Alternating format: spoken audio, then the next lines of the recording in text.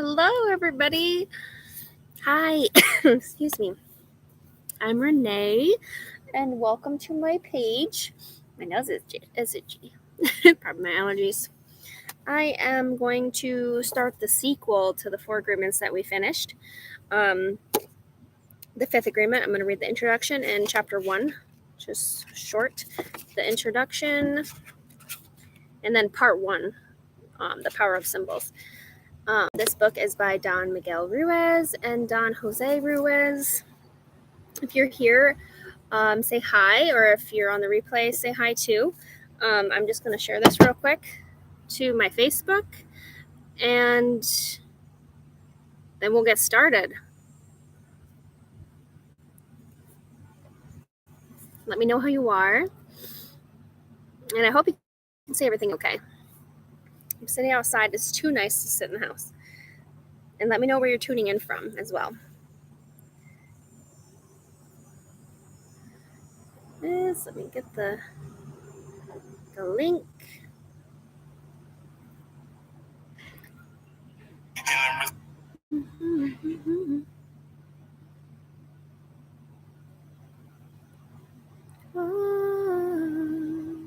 got a song stuck in my head. What is it? I can't remember. All right, let's get started.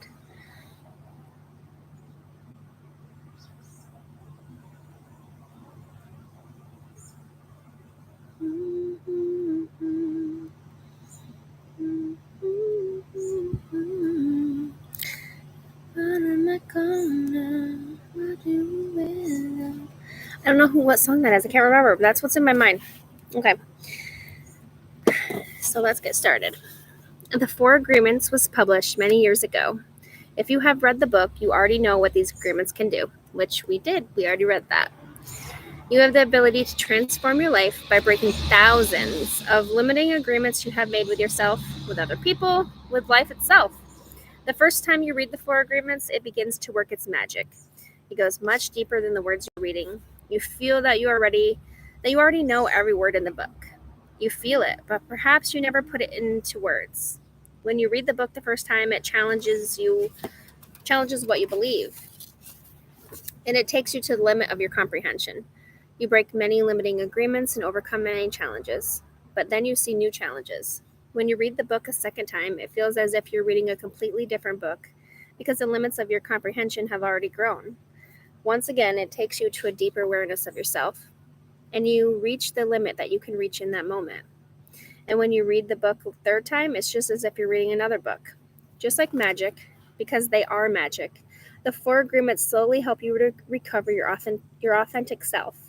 With practice, these 4 simple agreements take you to what you really are, not what you pretend to be, and this is exactly where you want to be, what you really are. The principles in the 4 Agreements speak to the heart of all human beings. From the young to the old, they speak to people of different cultures all around the world. People who speak different languages, people whose religious and physiological beliefs are vastly different. They have been taught at different kinds of schools, from elementary schools to secondary schools to universities. The principles in the 4 Agreements reach everyone because they are pure common sense. Now it's time to gift another, the 5th Agreement. The 5th Agreement wasn't included in my first book because the first 4 agreements were enough of a challenge at that time. The 5th Agreement is made with words, of course, but its meaning and intent is beyond the words. The 5th Agreement is ultimately about seeing your whole reality with the eyes of truth, without words. The result of practicing the 5th Agreement is the complete acceptance of yourself just the way you are, and the complete acceptance of everybody else just the way they are. The reward is your eternal happiness. Many years ago, I began teaching some of the concept in this book to my apprentices, but then I stopped because nobody seemed to understand what I was trying to say. Though I had shared the 5th Agreement with my apprentices, I discovered that nobody was ready to learn the teachings that underlie this agreement. Years later, my son Don Jose started to share the same teachings with a group of students, and he succeeded where I had failed. Maybe the reason Don Jose was successful was because he had complete faith in sharing the message. His very presence spoke the truth and challenged the beliefs of the people who attended his classes. He made a huge difference in their lives. Don Jose Ruiz has been my apprentice since he was a child, since he learned to speak. In this book, I'm honored to introduce my son and to present the essence of the teachings we delivered together over a period of 7 years. To keep the message as personal as possible, and in keeping with the first-person voice of prior books in the Toltec Wisdom series, we have opted to present the Fifth Agreement in the same first person. In this book, we speak to the reader with one voice. That's the introduction part here. Part 1, the power of symbols. I'm really excited to start this. It's all in the program. From the moment you're born, you deliver a message to the world. What is the message? The message is you, that child. I just looked up, it was 5:55 on the time clock. It's the presence of an angel, a messenger from the infinite in a human body. The infinite, a total power, creates a program just for you. And everything you need to be what you are is in the program. You are born, you grow up, you mate, you grow old, and in the end, you return to the infinite. Every cell in your body is a universe of its own. It's intelligent, it's complete, and it's programmed to be whatever it is. You are programmed to be you, whatever you are, and it makes no difference to the program what your mind thinks you are. The program is not in the thinking mind, it's in the body, in what we call the DNA. And in the beginning, you instinctively know. You follow its wisdom. As a very young child, you know what you like, what you don't like, when you like it, when you don't. You follow what you like and you try to avoid what you don't like. You follow your instincts, and do those instincts guide you to be happy, to enjoy life, to play, to love, to fulfill your needs. Then what happens? Your body begins to develop, your mind begins to mature, and you begin to use symbols to deliver your message. Just as the birds understand the birds, and the cats understand the cats, the humans understand the humans through symbology. If you were born on an island and then lived all alone, it might take you 10 years, but you would give a name to everything that you see. And you would use that language to communicate a message, even if it was only to yourself. Why would you do this? Well, it's easy to understand. It's not because humans are so intelligent. It's because we are programmed to create a language, to invent entire symbology for ourselves. As you know, all around the world, humans speak and write in thousands of different languages. Humans have invented all kinds of symbols to communicate, not only with other humans, but more importantly with ourselves. The symbols can be sounds that we speak, motions that we make, or handwriting and signs that are graphic in nature. There are symbols for objects, ideas, music, and mathematics. But the introduction of sounds is the very first step, which means we learn to use symbols to speak. The humans who come before us already have names for everything that exists, and they teach us the meaning of sounds. They call this a table. They call that a chair. They also have names for things that only exist in our imagination, like mermaids and unicorns, which I don't think that those only exist in our imagination. Just saying. Every world that we learn is a symbol for something real or imagined, and there are thousands of words to learn. If we observe children who are 1 to 4 years old, we can see the effort they make trying to learn an entire symbology. It's a big effort that we usually don't remember because our mind is not yet mature. But with repetition and practice, we finally learn to speak.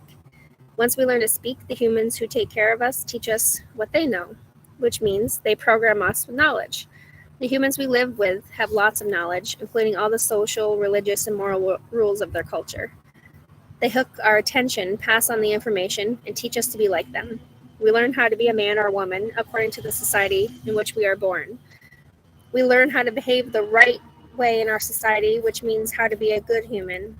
In truth, we are domesticated the same way that a dog, a cat, or an animal is domesticated, through a system of punishment and reward. We are told that we're a good boy or girl when we do what the grown-ups want us to do. We're a bad boy or a bad girl when we don't do what they want us to do.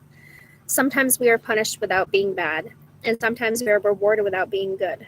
Out of fear of being punished and fear of not getting a reward, we start trying to please other people.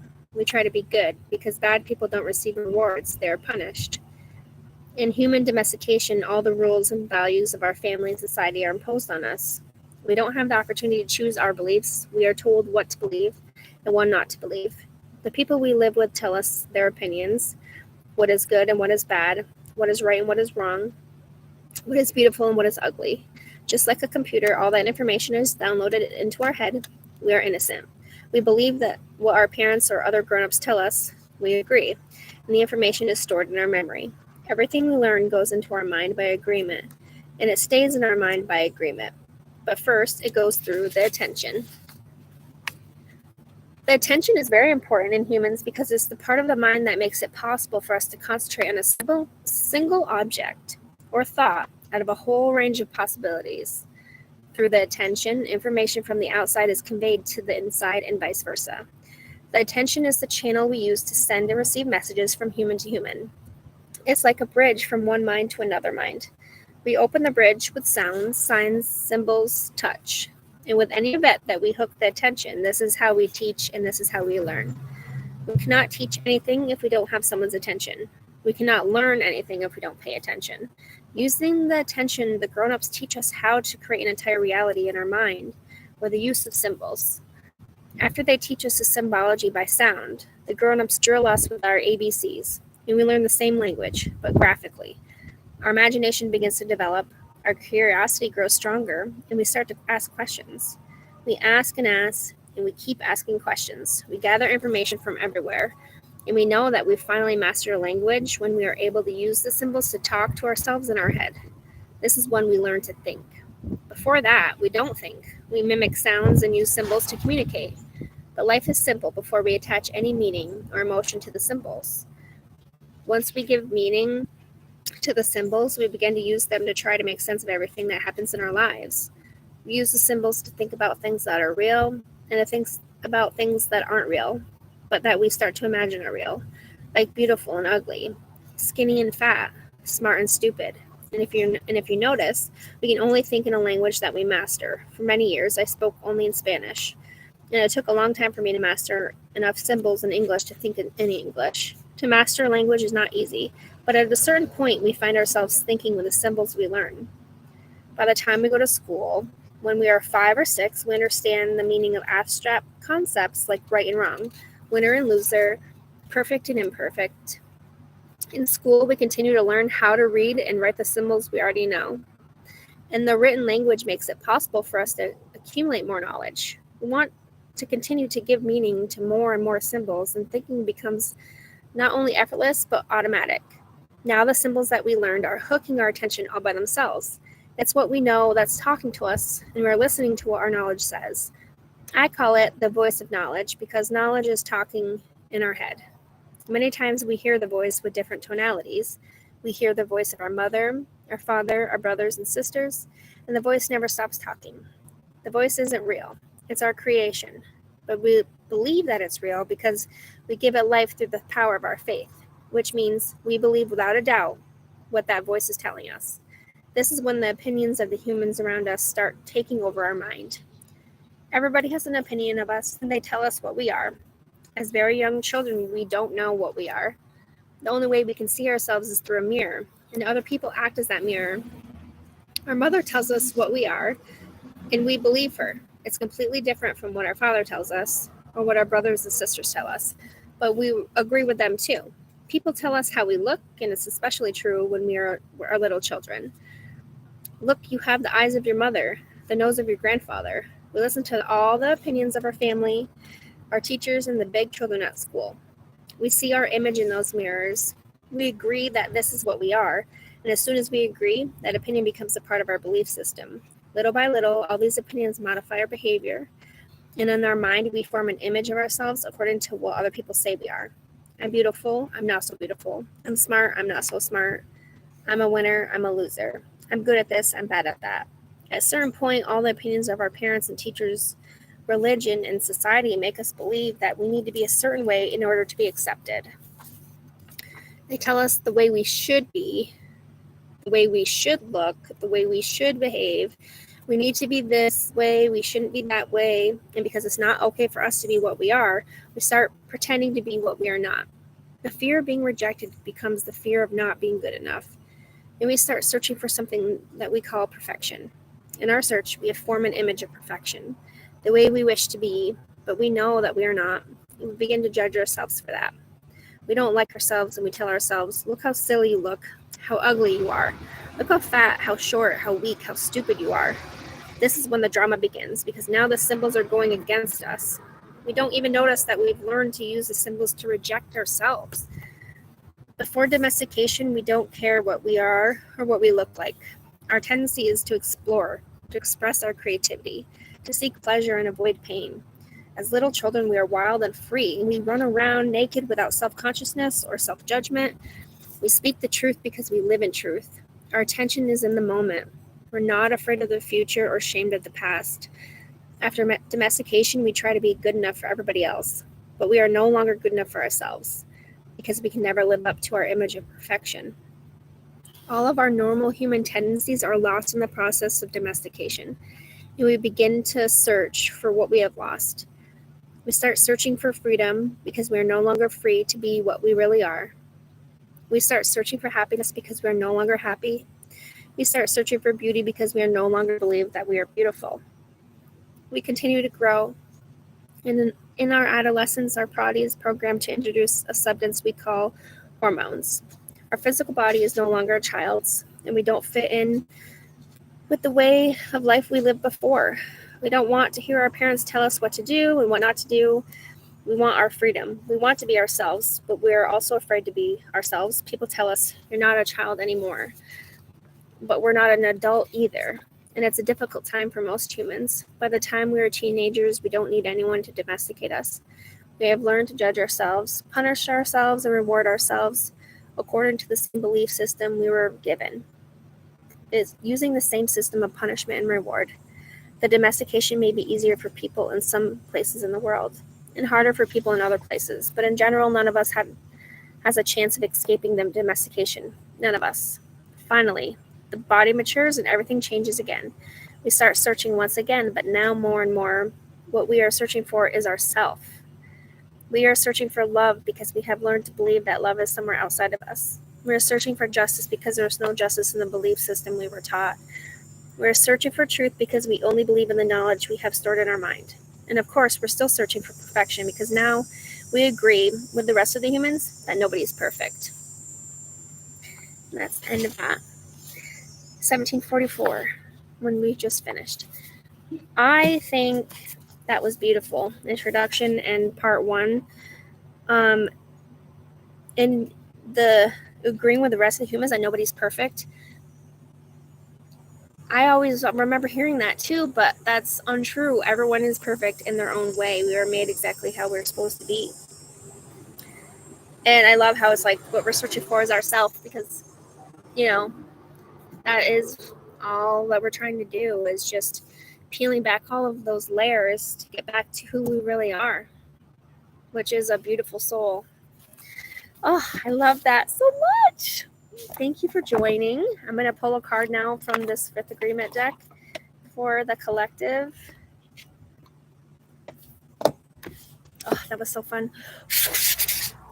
I can't wait to read the rest of that. That tingles.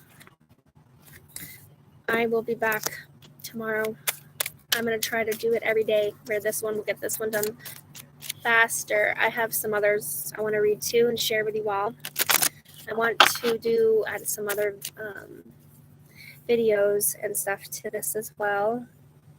Working on lots of different things. And I'm glad that you're here to join me. And if you're new, welcome. Say hi. Okay. What does the collective need to know with this Fifth Agreement wisdom cards? That's too many. Hold on. Okay. Spirit. Thank you. I am completely authentic. I don't pretend to be what I am not.